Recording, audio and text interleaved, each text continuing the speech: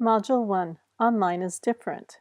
The purpose of this presentation is to emphasize the points in Chapter 1 of our textbook and Module 1 reading materials that I consider are the important takeaways. Because of that, I recommend that you view this narrative presentation before studying the reading material. The growth of online courses in higher education.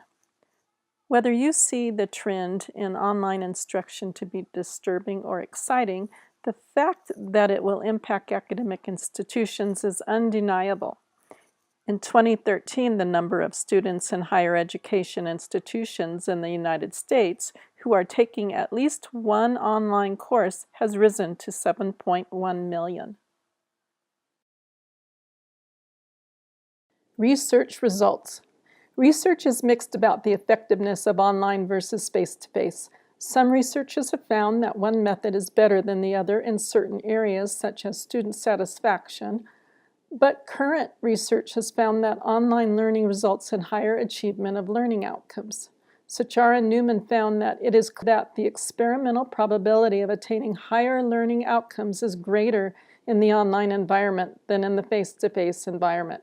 This probability is increasing over time. Haney and Newvine reported that the results of their study showed that in online classes, 1. Students consistently reported that they worked harder than in their traditional learning classes. 2. They spent more time. 3. They were more likely to read the textbook. 4. They found the text to be more useful. 5. They reported earning higher grades. And 6. These results seem to indicate that students were more motivated to learn in the online environment.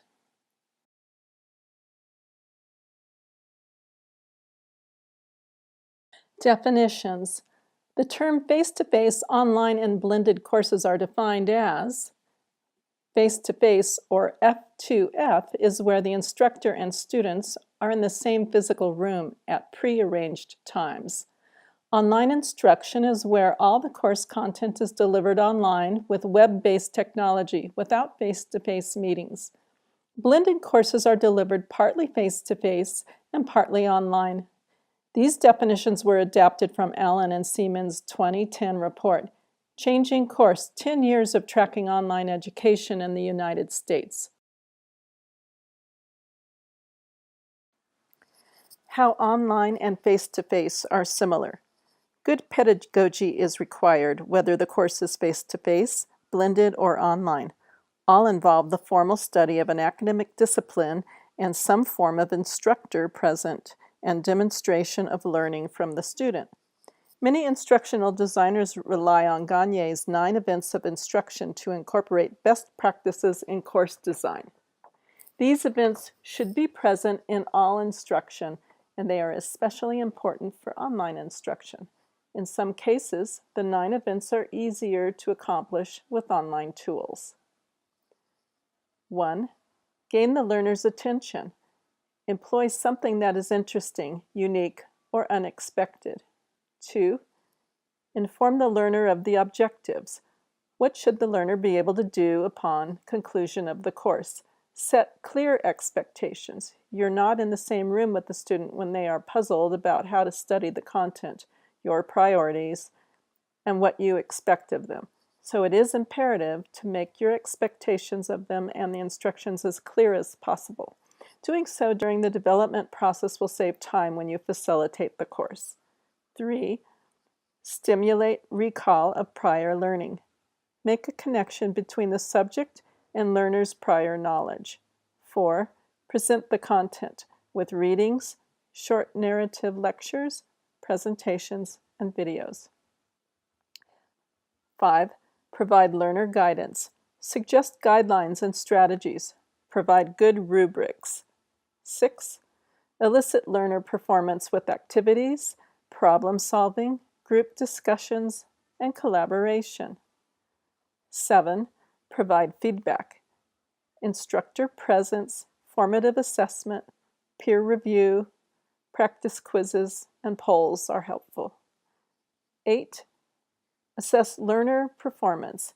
Indication of how much the learner has retained at the end of the course. Summative assessment, final presentations, projects, or papers. And 9, enhance retention and transfer, indication of long-term retention and mastery of the subject.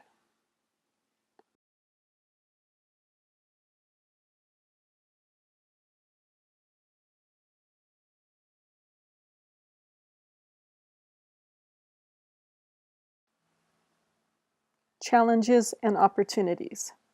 Time, location, faculty role, student role, assessment, and interaction. I can't emphasize enough that course delivery modalities are different, and the design facilitation of an online course must take that into consideration. In the following 5 slides, I'll discuss the main ways online is different from face-to-face. These are not the only differences, but what I consider the most significant ones.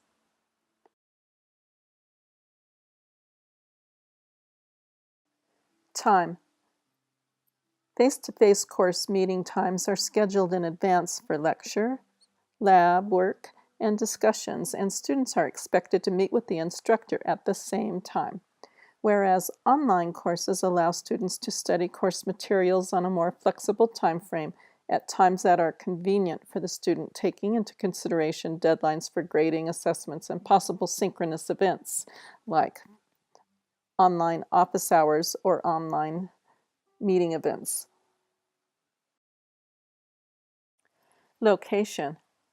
Face-to-face students can enjoy the campus experience.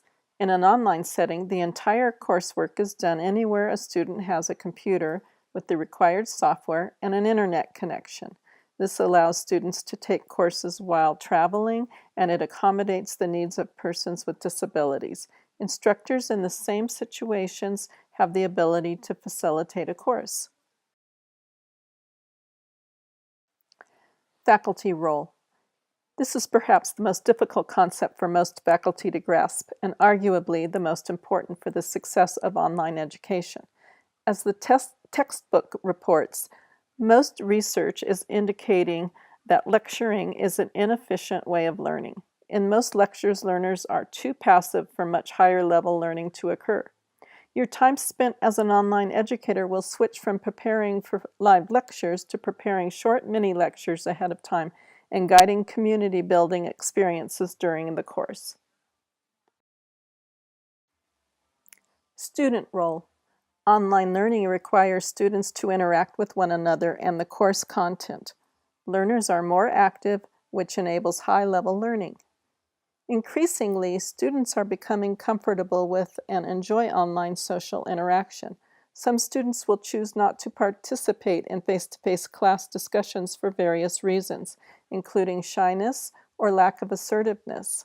Working online makes it easier for a shy or unassertive student to contribute to discussions. Assessment. A best practice for online courses is to build in multiple opportunities for assessment.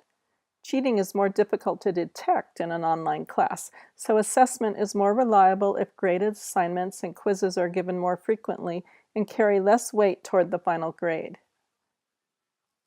Activities and assignments are more authentic in nature than quizzes. It is also recommended that large assignments are graded in multiple phases to show the students' work during the learning process and to scaffold the learning into more manageable chunks. Content considerations. Other best practices I'd like to mention are found in the article readings. Organize content in the order that learners will need to access it. Organizing materials by content categories rather than weekly modules can be confusing and can result in students overlooking crucial steps. Select content carefully. Discern what information is absolutely necessary to address learning objectives and label other content as optional or remove it entirely. Keep accessibility in Section 508 guidelines in mind. These were discussed in Short Course 1 and will be covered again in Short Course 3.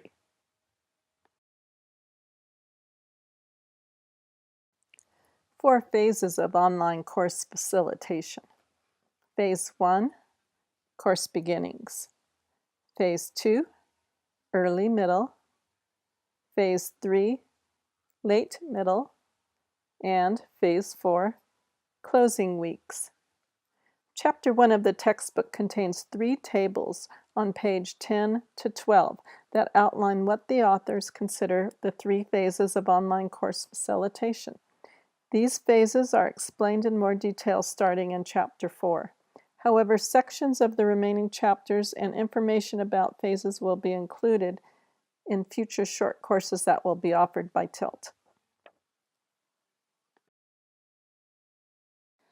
Learning theories and theorists. Of the influencers profiled in the textbook, the first 2, Lev Vygotsky and John Dewey, are mentioned the most in subsequent chapters. Pay special attention to Vygotsky and his concept of the zone of proximal development, which will be covered in more detail in Chapter 2.